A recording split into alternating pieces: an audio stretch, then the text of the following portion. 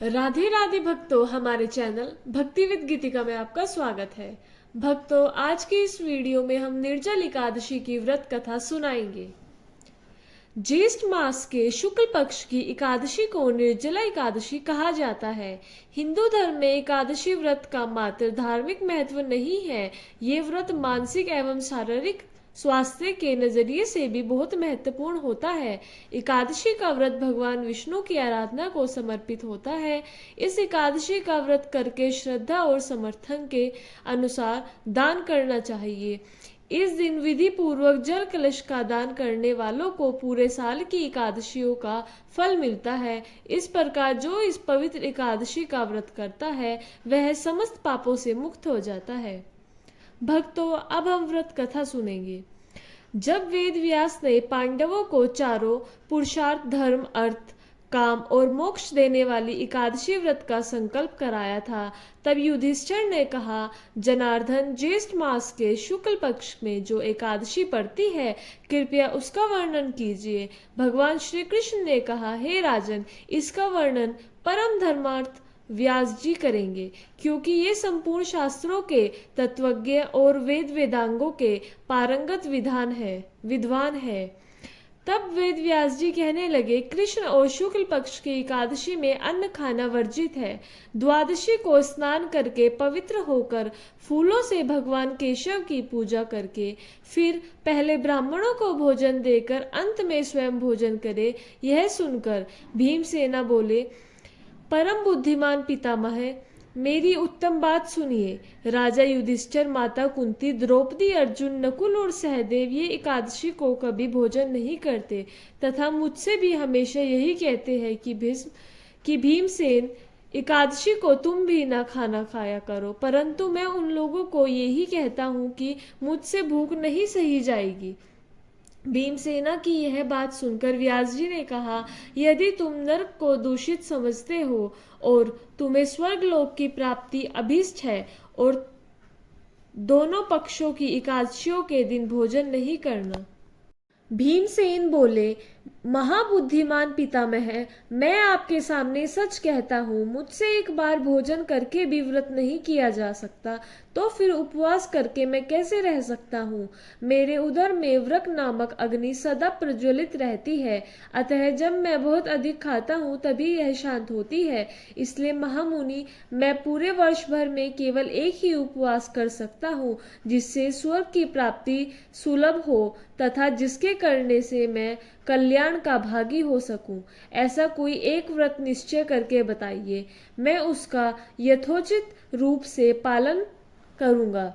व्यास जी ने कहा, भीम, ज्येष्ठ मास में सूर्य वृष राशि पर हो या मिथुन राशि पर शुक्ल पक्ष में जो एकादशी हो, उसका यत्न पूर्वक निर्जल व्रत करे। केवल कुल्ला या आचमन करने के लिए मुख में जल डाल सकते हो, उसको छोड़कर किसी प्रकार का जल विद्वान पुरुष मुख में ना डाले, अन्यथा व्रत भंग हो जाता है।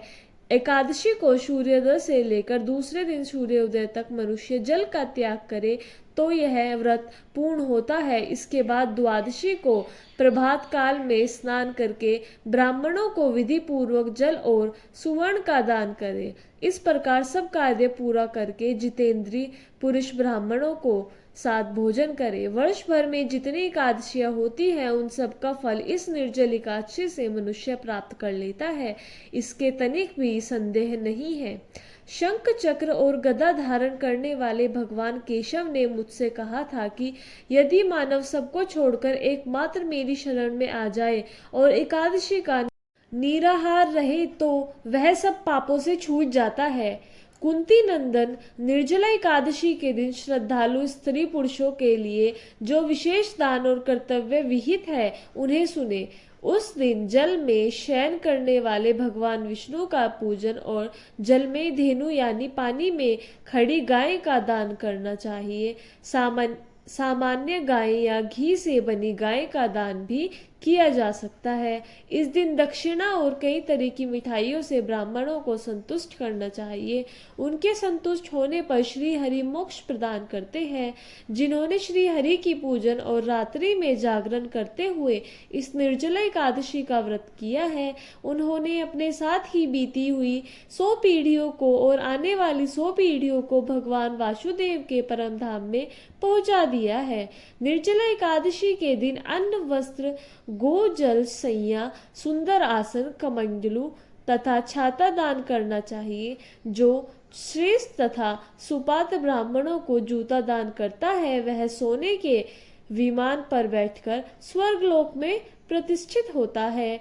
जो इस एकादशी की महिमा को भक्ति पूर्वक सुनता अथवा उसका वर्णन करता है, वह स्वर्गलोक में जाता है। चतुर्दशी युक्त अमावस्या को सूर्य ग्रहण के समय श्रद्धा करके मनुष्य जिस फल को प्राप्त करता है, वही फल इस कथा को सुनने से भी मिलता है। भीमसेन ज्येष्ठ मास में शुक्ल पक्ष की जो शुभ एकादशी होती है, उसका निर्जल व्रत करना चाहिए। उस दिन श्रेष्ठ ब्राह्मणों को शक्कर के साथ जल के घड़े दान करने चाहिए। ऐसा करके मनुष्य भगवान विष्णु के समीप पहुंचकर आनंद का अनुभव करता है। इसके बाद द्वादशी को ब्राह्मणों को भोजन कराने के बाद स्वयं भोजन करे। जो इस प्रकार पूर्ण रूप से पापनाशनी एकादशी का व्रत करता है, वह सब पापों से मुक्त हो जाता है, आनंद में पद को प्राप्त होता है। यह सुनकर भीमसेन ने भी इस शुभ एकादशी का व्रत आरंभ कर दिया।